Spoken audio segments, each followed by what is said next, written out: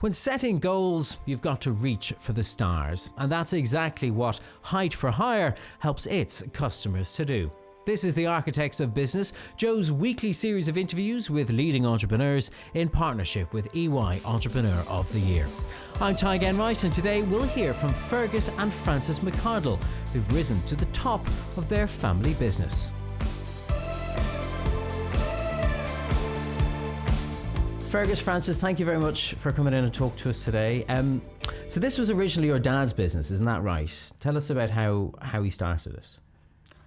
Well, Dad is a serial entrepreneur, so he started lots of businesses, but we're not here to talk about those today. But there were hairdressers, butchers, lots of various different businesses. So one of the businesses is Height for Hire.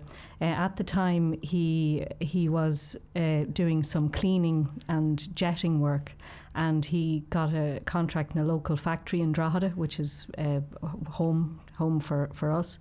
And he needed a cherry picker to get up to a height to be able to do the job. So he bought a small second-hand one, and then one day a guy, got him down out of the cherry picker and said, can I have a lend of this? And he says, no, I need this for myself. And he said, well, I need it for 6 months and I'll pay. So he quickly bought another second-hand cherry picker. He went over to Port Talbot that weekend, so this was a Thursday, and he said, give me until Monday. And he went over, bought a machine in Wales. Port Talbot is near the steelworks in Wales, and drove it back himself, and got our first order. And that started a little chapter in Irish enterprise history with you guys.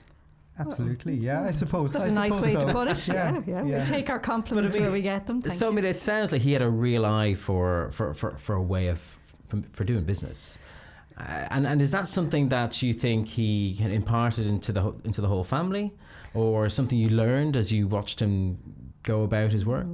Interesting, the whole nurture versus nature thing. I think that it is in you. I think that if you have an entrepreneurial family, whether it's whether you're in farming, whether you have a shop, whether you were keeping chickens out the back and selling eggs, whatever. I do think that that's something that's inherited, but certainly the environment nurtures that and encourages it and makes you brave, because we grew up with things being, a little bit seat of the pants at times. It wasn't always regular hours, and there's 8 in the family, so when dinner time came round, it was a bit competition for potatoes. There was survival of the fittest. So I think it was a combination of being born with that that drive, but also seeing it and not being afraid of it. Well, how old were both of you actually when he started this particular business? So 1978, so that would have left me at 6. You're asking my age. And, no, I didn't agree to Frances that. doesn't look like my older sister. We'll leave that on. We'll leave that unsaid. No, I'm joking, of course. I would have been 7 when he started this one, and I was the one probably who took a lot of the evening time messages. So when the phone rang in the evening, we found one of his old business cards. And our home number was on that business card as the after hours contact number. So at age 7 you were stuck right on in there answering calls in the evening and taking phone numbers and being able to pass those messages on. But I think that, Frances, that's a story of every family business. Anybody who grew up in a shop or anything, they have this sense of being involved in the business and knowing where it came from. So we absolutely had that. But you were talking about, in the early years, there were moments where you were flying by the seat of your pants, or where the business was. And at your tender age at the time, how aware were you of what was going on? Well, I would say that we weren't completely aware of the bigger moves. So one of the big things, if you're talking about 1978, one of the biggest challenges, Tadhg, was to get money. Like, how do you get money for a business like this? And we got the first couple of machines. They were truck-mounted machines. That meant you drove them yourself. But then there was that day, it was about 1980, there was a big plant called Ogonish Alumina. It's down in Askeaton in Limerick. It's a bauxite to aluminium plant. At the time, it was the biggest construction site, I believe, in Europe, close to £1 billion, 600, 700, 800 million So punts. contractors were coming in from all over Europe It to was a build joint, this plant. yeah, it was a joint A big deal. project. For a Canadian company called Alcan. So Alcan Aluminium Canada, they were putting the plant together, and the cherry picker, as you might know it, that machine with the basket at the end of the boom. A guy from Canada rang us up. We don't know how he got our number. We were based in Drogheda, and he said, yeah, you're the guy who does cherry pickers. And Harry, our father, said, yeah, that's me. He said, well, I need 6, and I need them on Monday. For And 3 years. For 3 years. Yeah. And how many did you have at that stage? 2. So as Harry Two always says, second-hand yeah, ones, count yeah. those 2 cows. Stop those 2 cows till I count them.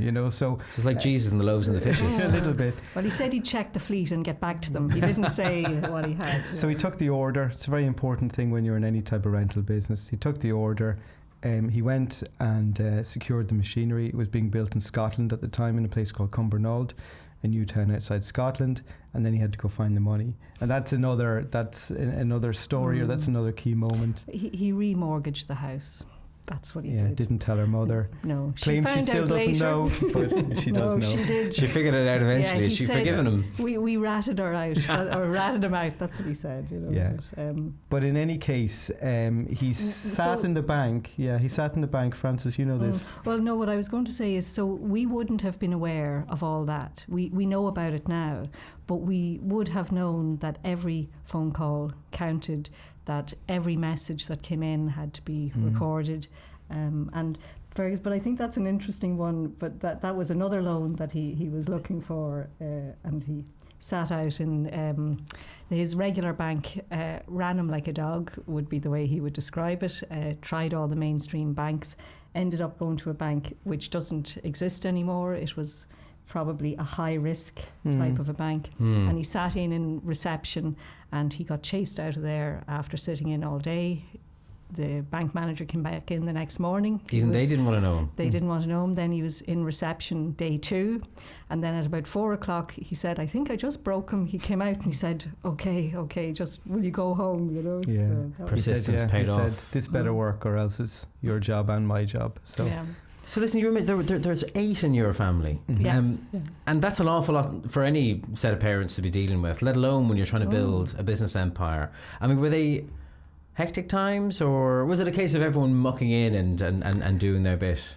I wouldn't say it was quite like that. We all came to the business, let's say, a little bit later. We all have other skills. We went to university, we did other things, and all came into the business at later stages. So I would say that we remember this time as children, and then as we grew up as teenagers, we went off and very much did our own thing. We were encouraged to have a backup plan.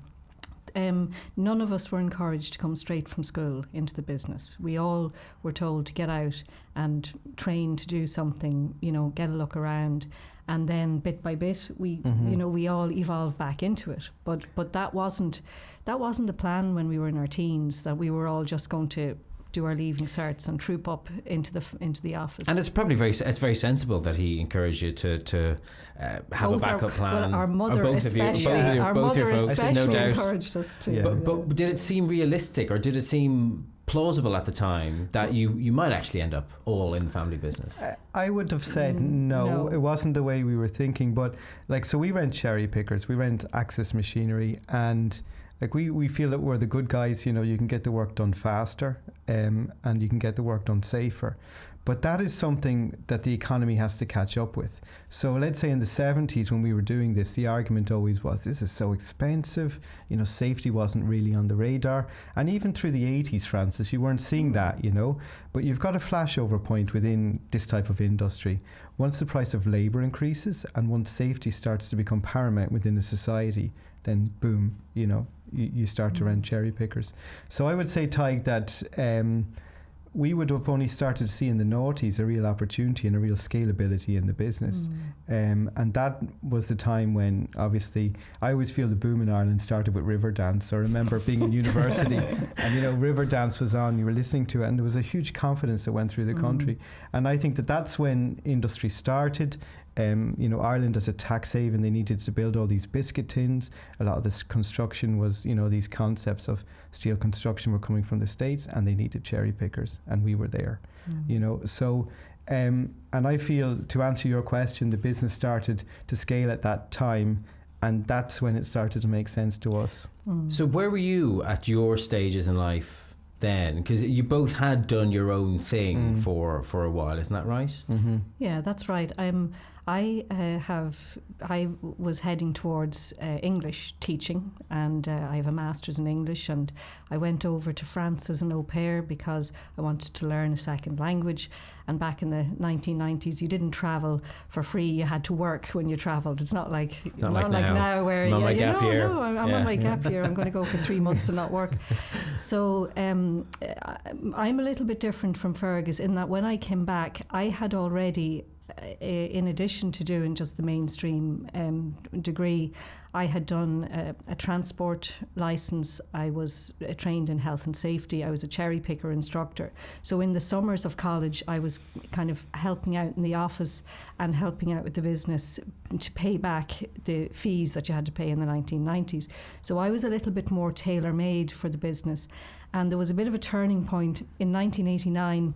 The Health and Safety Act came out in Ireland, and that put the cat among the pigeons with a lot of construction companies. You've all these American businesses coming over in the 90s, and they wanted safety standards. They were very insurance conscious. So I came into the business around 1992. So for Fergus, he was out in the big bad world for a little longer. Yeah, well, after I listened to Riverdance in the that was 94, wasn't it? 94, yeah. We all remember the hairs in the back of our neck standing up. That's right. Yeah, no, I trained in architecture and I got a degree in 1995. By 1997, I was working in Spain, so I worked with a very well-known architect called Enric Miralles, and at that time he was shortlisted to build a parliament in Scotland, that competition which they won. And yeah, I worked on that for some years. So that was very much my trajectory. It was a really exciting time, let's say, but also to an extent there was a glass ceiling with it. You know, when you're involved in that type of design at that type of level, there's crazy hours, and you're never that guy, if that makes sense. You're helping that guy, you know. So might you have been that guy eventually? Well, I think it's funny when you talk about creativity. People have this idea that architecture is a very creative industry. It really isn't. You are bound by your masters, by your patrons, all of these kind of things. And I've found that having a business, and I think you see this within our friends, the entrepreneurs that you see, it's all about creativity and all about kind of saying, no, well, why? You know, why don't we question this?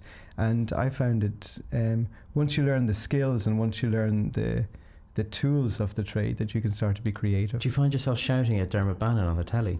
I know Dermot very well, actually. And he uses height for hire machines, so of no course doubt. Well, he uses the best. Yeah, we've a couple of war stories, myself and Dermot, so I can't all right. say too much. Yeah. No, I really like that. I think people like transformations anyway, but yeah, no. Well, you're part of them anyway. Yeah. Yeah, it is nice to drive past a building and say, oh, you know, I was in there when it was coming out of the ground, or, you know, we tend to notice when glass needs to be cleaned, when gutters are getting full, you know, we notice when light bulbs are gone. You're like your dad, you're seeing opportunities for business. So it's nice that, you know, when you drive past an iconic building and you see that the bulbs are working again, and you know that that's us. That was us up at 3 o'clock in the morning helping somebody to get up there to do it. So it is nice. Our machinery does bring us to interesting places. You know, we would do a certain amount of film or TV work, so we would have worked on Game of Thrones, you know, over the course of that series.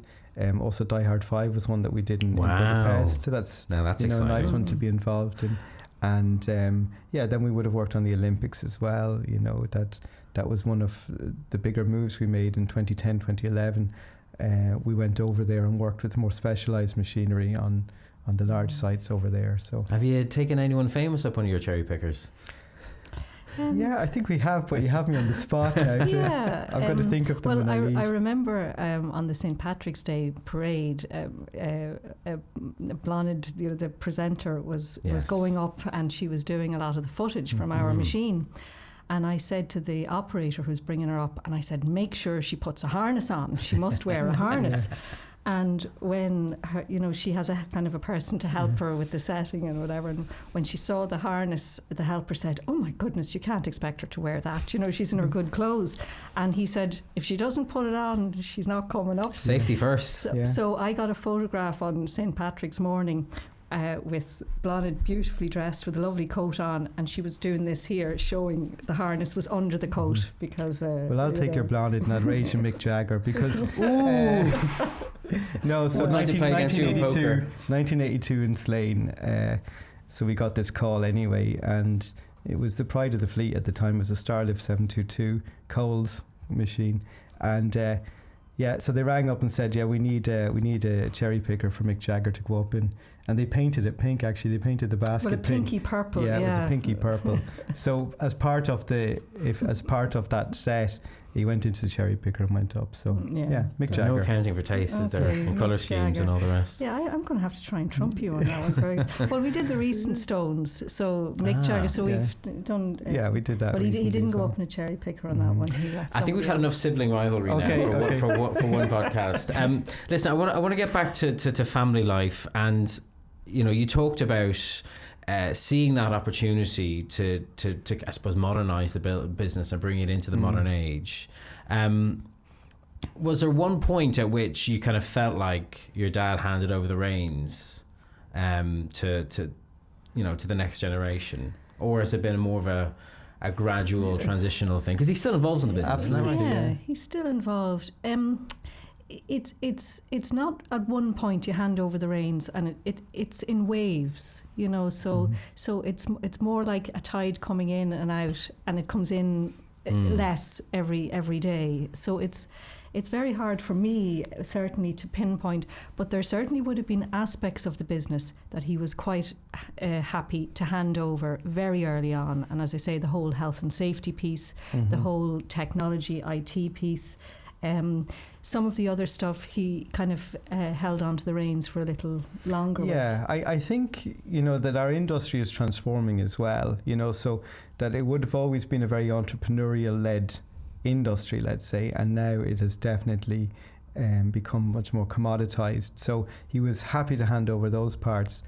I think the thing about him is, as an entrepreneur, he usually says about 3 or 4 things. He'll come into the office and he'll say, he might go into the yard and say, "There's a lot of machinery here," and you can show any amount of spreadsheets, but he's absolutely right. There is a lot of machinery here, so you've got to. I think that we still have that touchstone with him, which we find useful. Yeah, that kind of back to basics. Where you just physically walk around the yard and count them. And we still do that, even though we have, as Fergus says, we have lots of different software to measure utilisation, measure how many are here, there, and everywhere, what rates you're getting. Software we've written ourselves, and that's another thing that I think that we have brought to the business that he probably would be very quick to admit he wouldn't have gone in that direction. But the transformation, I feel, was probably around 2011, 2012. So, we're part of the construction sector. Economy collapsed, 80% drop in that sector, and we moved into the UK. We bought a business in Central Europe, and that's when he started to somehow say, okay, now you've got to reinvent this business, now you've got to transform it.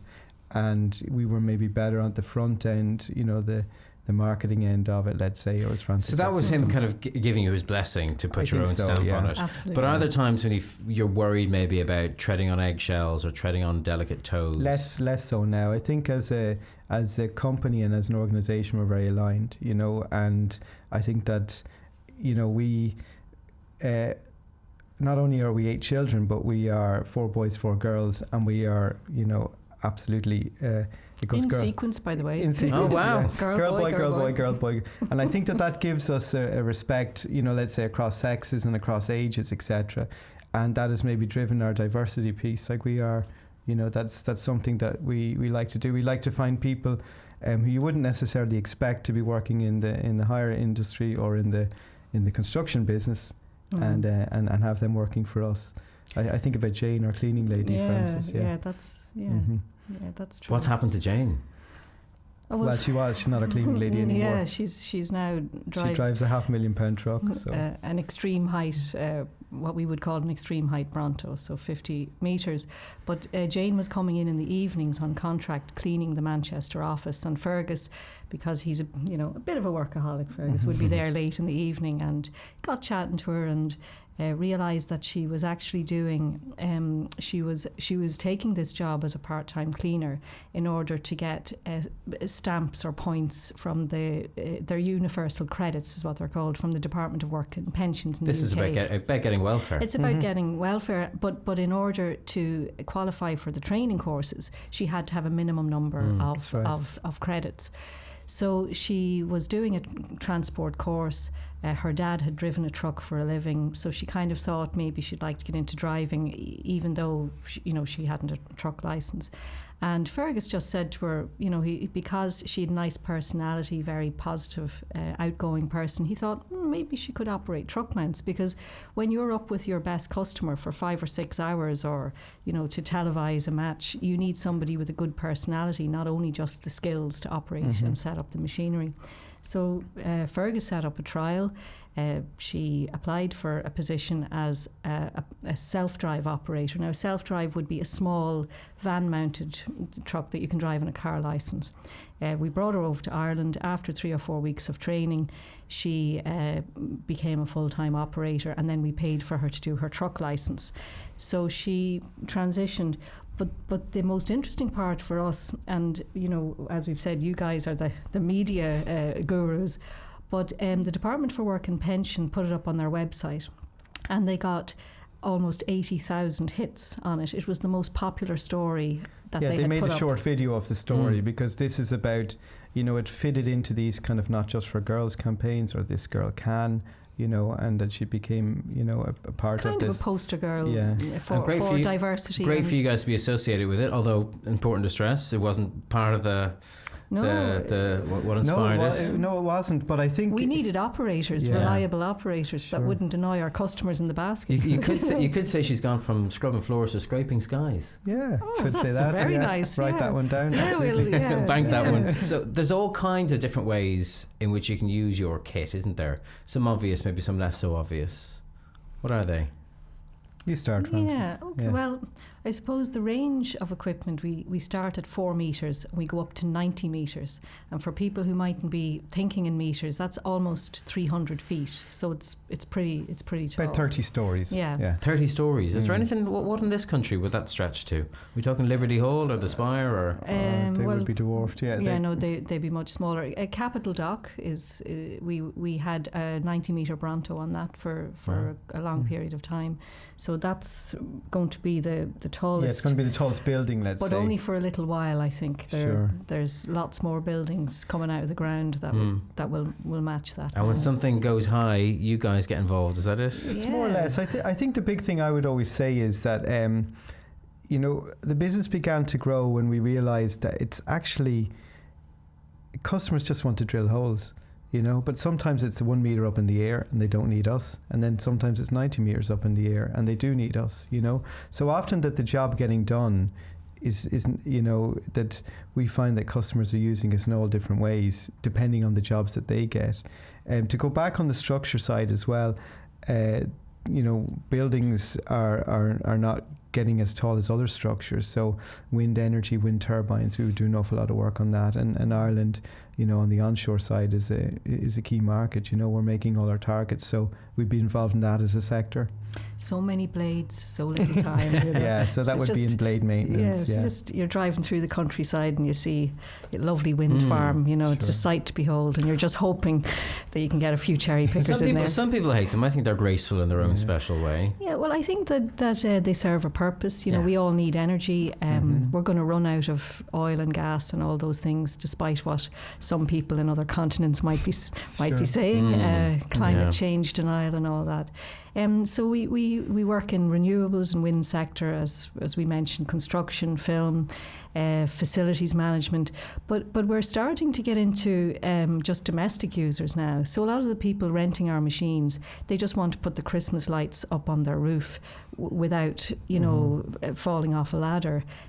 Farming, the Health and Safety Authority have invited us on the ploughing, on their stand at the Ploughing Championship for 3 years running now, because they're quite concerned about people in rural areas maybe standing in the bucket of a tractor or getting up on a makeshift pallet on the forks of a tractor or something. So, and it's funny, I've met a lot of health and safety officers over the years, because health and safety was how I came into this business. And off the record, they will tell you, oh, my father is in his 70s and he's still going up on a ladder, down the country, and they're up preaching the gospel in the city on construction sites and in pharmaceutical plants. So we get exposed, we get into the kitchen of a lot of interesting places. So between sporting events, construction, film, pharmaceuticals, food factories, zoos, sometimes the hazard. Is that for cleaning giraffes' teeth or something? yeah. Well, we did some work on there. There were some concrete trees went up in the monkey houses in Dublin. And even just checking the enclosures that the animals can't get out. Somebody has to get up there and make sure that they're not going to. All manners of important work to do, haven't you? So, so a lot of people think of us as a construction company and describe us, and we're very proud of that heritage. But more and more we've diversified, and that's partly because of the collapse of the Irish industry. It wasn't really a choice, Fergus. It was a necessity. Yeah, I think that's absolutely the case, that we had to geographically spread our wings, and also to become more specialist. So, when we're talking about 90-metre trucks, 11 of them in the British Isles, we'd have 8 of them. And, having specialist machinery is obviously more expensive, Tadhg, and then now you have to start running it 24/7. See, you've talked about the economic crash and how you came through that. What was how bad did it get, and what was that diversification born out of? What was the atmosphere like? It was very bad. It was bad. In 2008, I looked like I was 12. So, so definitely it changed my hair colour, not Frances's.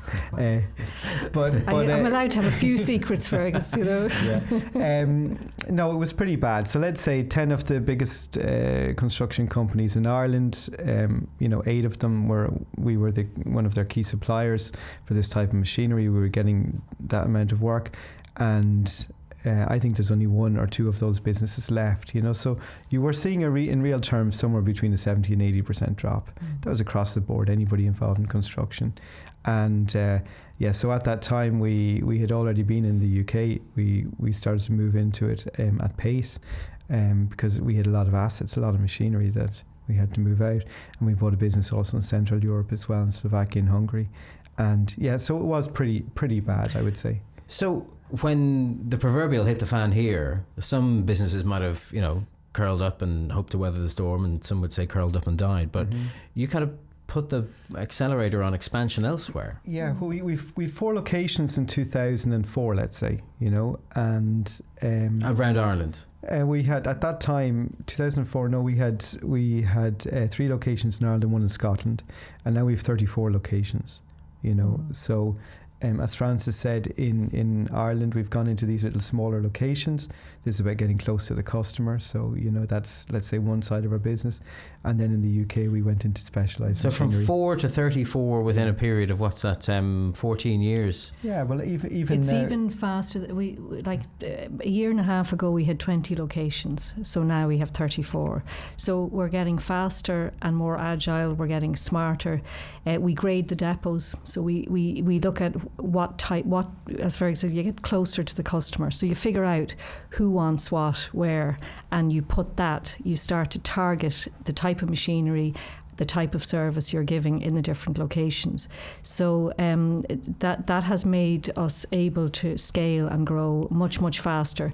So it took us, 20 years to open the first... 25-year overnight success, yeah. It took 20 years for the first 3, and then after that, we've got much, much faster. But when you move into a new market, is that the kind of the key difference between you and your competitors? That, actually examining the local market and the demand for different types of kit there? Or is there another strand to secret to the success. The secret sauce. You never said you'd need the recipe to the secret sauce. I think the real thing is to pick your fights. You know, to go in, and if you think, look at the competitors, can you win this fight? You know, I think as well that sometimes you have to really assess what makes you different, you know. And coming from a small island community, which we are, all of us, you know, I always think about the villages in the west of Ireland, the guys with the shop, the undertakers and the pub, and you know, they try to get you using the three of them on the one day. They'll redirect you from the undertakers into the pub, and that meant that we had to have a wider range of machinery than anybody else had, and that gave us a specialism that then when we were going to the UK, we were able to say, well, we know all of these machines, and we can start to pick the sectors where we can make money, and I think that stood to us, you know. Timing was also very important. Like we spoke about the you know, our turnover was dropping month on month for probably about 18 months, and we ended up at about 30% of revenue of what we had the previous year. And the timing to go into the UK when things were building over there and they were steady. And of these 34 locations, if you come back and talk to us in a year's time, we may have closed 3 or 4 of those. So we don't see it as a permanent thing. They're like pop-up shops. They're going to be open when there's work there, when there's maybe a big construction site. We'll set up something very specialised to meet that need, and then we'll close it up again. So the business is becoming much more fluid. You know, we're not interested in buying premises and having, you know, lots of big headquarters. We just want things that we can set up very quickly, and if it's not working, we can pack up our bag and go to the next town. So, and I think as well, Francis, that the metrics behind, you know, so that we've written systems, we've written our own software, so we're actually watching the success of that. Like, we are an asset management company. We buy stuff, we have to rent it as much as we can, so you have to follow the work, you know.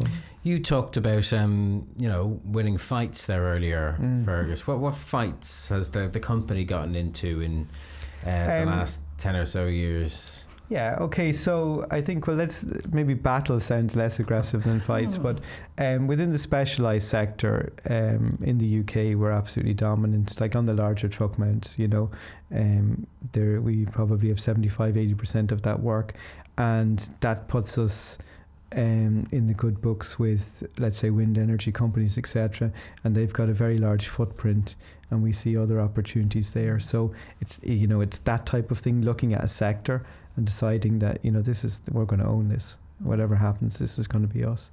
And another example might be with a supplier. So a supplier might take advantage and, you know, say there was a tariff put on steel there recently, which will affect us buying machinery that's primarily made of steel.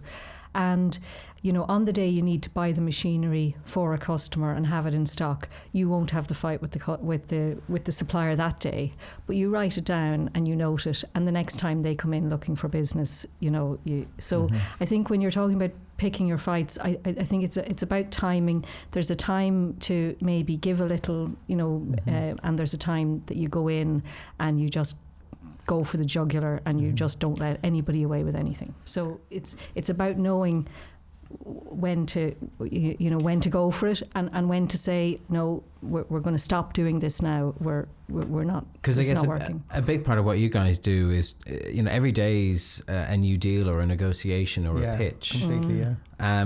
You're only as good as your last hire. Yeah, or your last pitch. Yeah.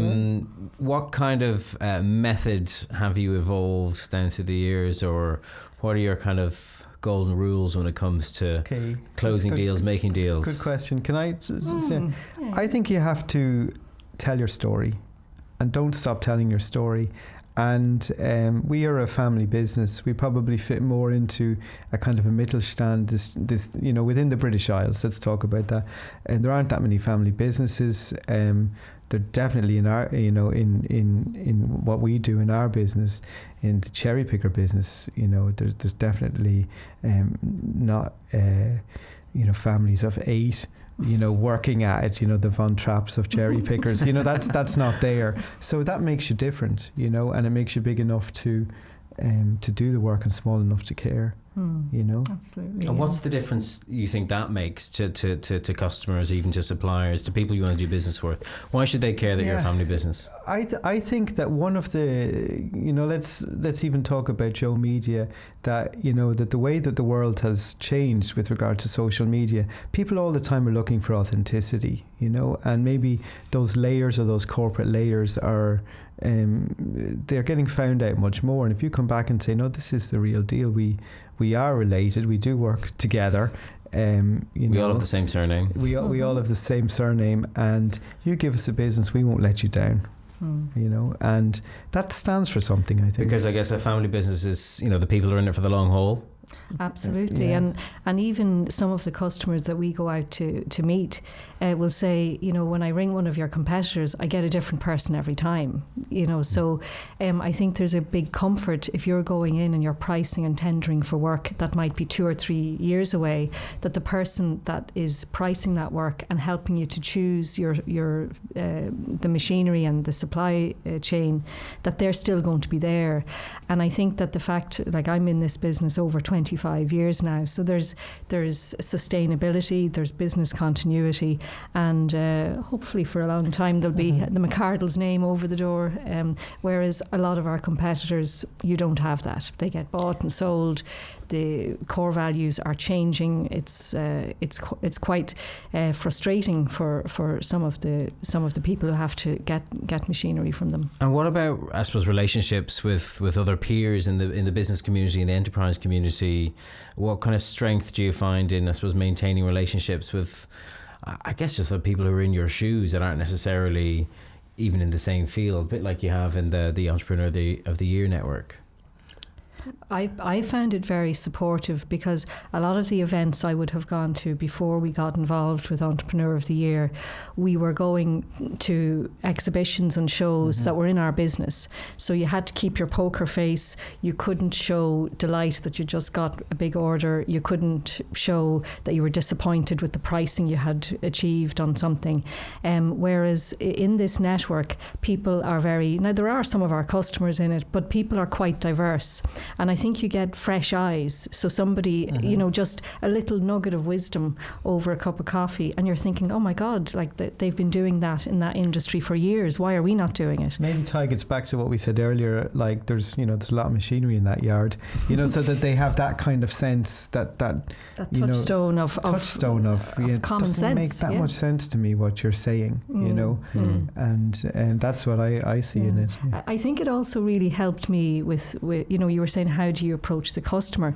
It helped me with my pitch, because you're going in and speaking to people who are computer experts or they're experts in retail, and they're saying, sorry, what is it you do again? And they want you to describe it in 5 seconds or less. Yeah. And the elevator pitch. The elevator pitch. And I think that explaining what you do in a way that a person who has no connection with your business can understand it, I think that was really good training for us. And you know, I would be guilty of presuming, when I would have gone out to customers in the past, that the buyer knew what they were buying. And then I realised, actually, this buyer is buying everything from staples to cherry pickers to, you know, panes of glass. They can't be an expert in everything. So I think that in some ways we adjusted our pitch to suit the knowledge of the customer and get closer to what they needed. Yeah, I think a certain amount of mirroring, absolutely. In the way that we were dealing with customers. Lots of pictures, a tablet and lots of pictures instead of sending them a big thick document. And I think you see yourself also as an educator, because cherry pickers are absolutely about everybody. Everybody's got something, you know, that they can't reach. You know, it is in about, whether it's an ambition, some tree in your back garden. Does anyone actually use them for picking cherries? You must get asked that a lot. Why are they called cherry pickers? I mean, cherry trees are pretty low. Yeah, it's true. Well, it was the first thing that they were used for, you know. But I can't answer that. You got me on that one. Yeah, you got me on that one. Oh my God, I thought you'd be the oracles of cherry picking. Cherry pickers, no. yeah. But I want to bring you back to the family, because I keep dwelling on this a lot. But there are 8 of you in the kind of the second generation. Are you're all involved in the business? Is that right? No. Four of us. 4 of you. Okay. Yeah. And does that, I suppose, make or lessen the risk of sibling squabbles between, you know, various McArdles in the brood? Well, we've got other brothers and sisters who are really useful at other things, and come the revolution, I don't know if there's going to be too many cherry pickers, but we've got a brother's a carpenter, and he's a very useful guy to know. So we were all asked or we were all encouraged to do our own thing. And some of us came back into it and some of us didn't. I like at a family event, it's good because it stops the ones that are in the business from just talking about the business. Mm-hmm. So, and the fact that our mother didn't get involved in the business means that when you go down and see her, not that you're banned from talking about cherry pickers, but it's just going to go over her head. So it's nice to have family members because it helps you to set aside, especially if you've had a bad day and you can just go down on a Sunday and hang out with your siblings, but when you do need to talk to them, they've all worked in the business, even in summers, and helped out, and they've seen it from the sidelines. So if there is something that you need to talk about, I find with friends of mine who have a small family, sometimes they say, "Oh, I'm exhausted listening to the stressful situation they're in over and over." Whereas we can kind of share it around. We can share around the stress and the love. So it's nice to have a big family. What's it like though if you're not a McArdle working for Height for Hire? Do they feel like half McArdles, or how do you find the right people to add into the mix? It's a good question. I think, and this was part you were asking us earlier about transition or transformation of the business. When you go to a second generation, you want to figure out how do you scale the business, and how do you scale this good idea that you've been handed over, but also how you keep the essence of it. So we did get some help some years ago, and the business consultant came into us and he said, core values, it was this kind of Jim Collins thing. And he said, no, write down what you think, if you go back to 1980 or 1981, what was the thing that actually got that business to grow? And we wrote down our core values. I think the key one, Francis, is we find a way. And when we talk to people, or go back to even Jane, and I was watching her kind of going, "No, this person finds a way." They figure out how to do it.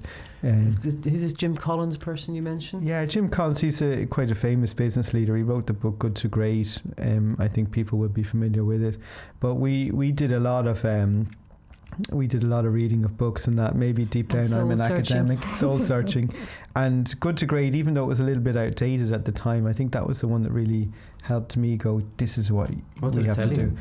It told me that, they talk about the hedgehog concept, right? So what they say is, do you love what you're doing? Can you be number one at it? Can you make money out of it?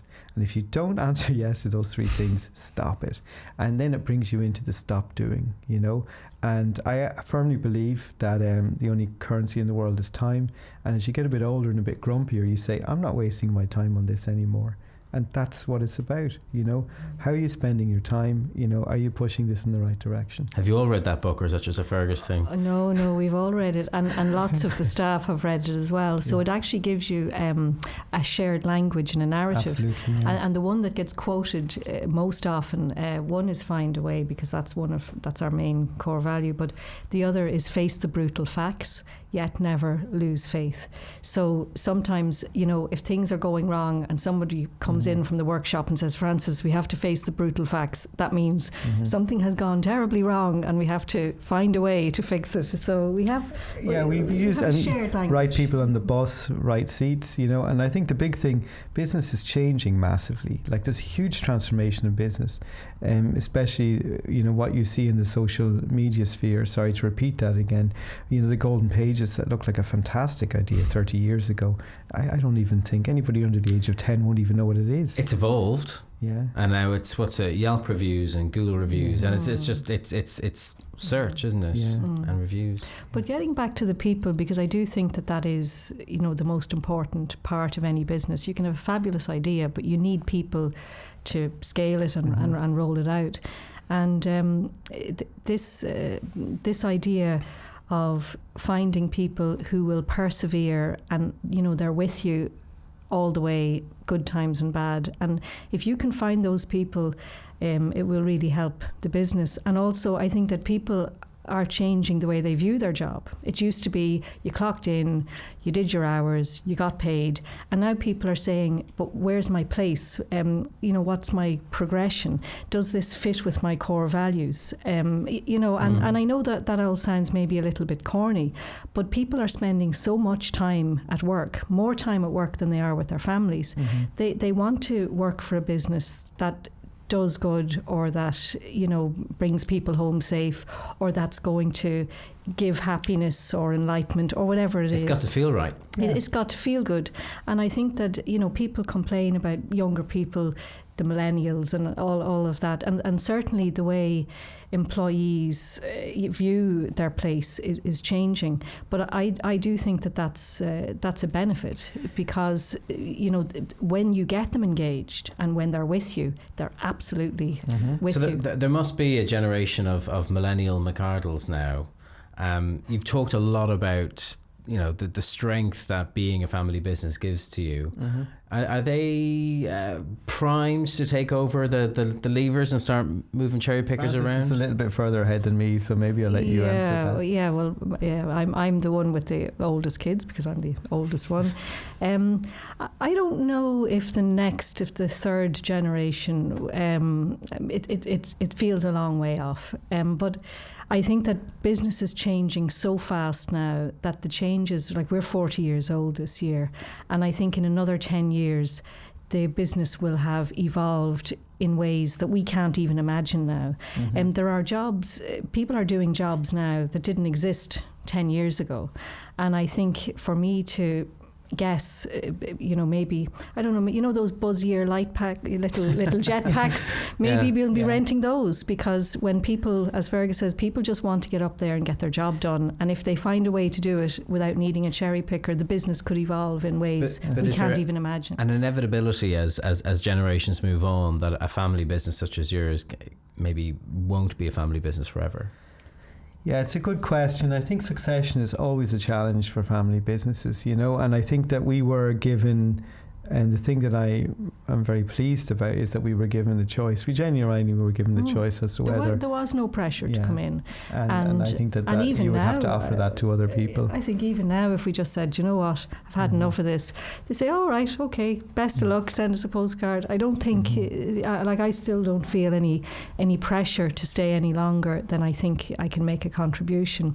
But whether or not it goes to a third one, and there's lots of complications when a business gets to this size. You have inheritance tax issues, and there's lots of other things that you're not thinking about in 1978 when you start a business. If it gets to a stage where we feel somebody can bring it to the next level quicker than we can, we'd certainly consider getting other people involved. But I don't feel we're there yet. Okay, would agree with that. Frances, Fergus McArdle, thank you very much for talking to us today. Yeah, thank you for having us. Thank you. Thanks very much, Tadhg.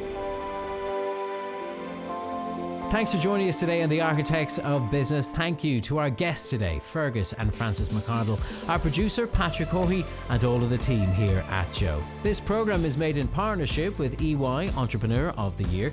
Go to JOE.ie to learn more about the finalists for this year. And you don't have to miss out on past or future editions of The Architects of Business by subscribing for free on iTunes, on your favourite Android podcast app, or you can watch us on YouTube. Check out some of JOE's other podcasts while you're at it, including the GAA Hour and our movie show, The Big Review Ski. I'm Tadhg Enright. Thank you so much for being with us today, and we hope to see you again very soon. Bye-bye.